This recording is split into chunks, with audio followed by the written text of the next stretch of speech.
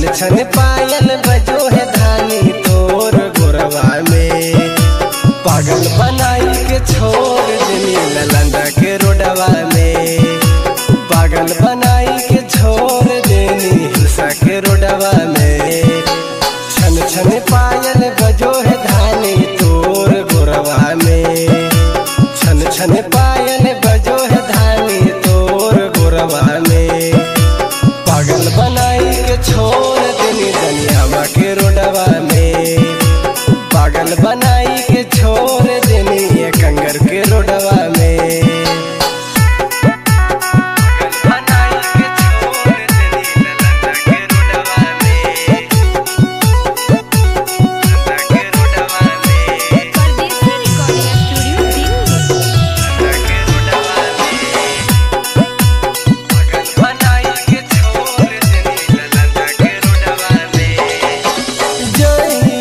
देखलियो तोरा भेलियो दीवाना तोरे याद में रानी गे घुसो नहीं खाना।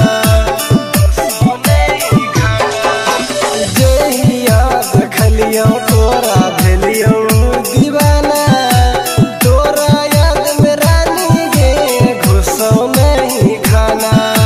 छन छन पायल बजो है धानी तोर गोरवा में। छन छन पायल बजो है धानी तोर गोरवा में। पागल बनाई के छोड़ देनी केशव के रोडवा में।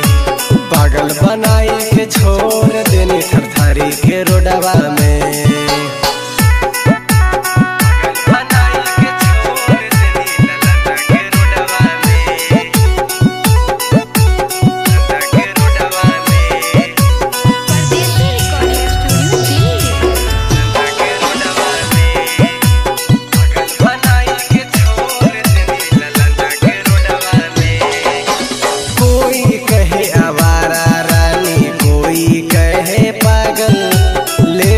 हम तो सजली गे तोरे पे दिल घायल। कोई कहे आवारा रानी कोई कहे पागल लेकिन हम तो सजली गे तोरे पे दिल घायल। छन छन पायल बजो है धानी तोर गोरवा में। छन छन पायल बजो है धानी तोर गोरवा में।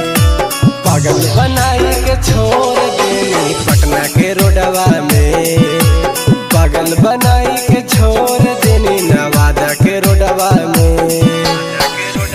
परदेसी रिकॉर्डिंग स्टूडियो दिल्ली।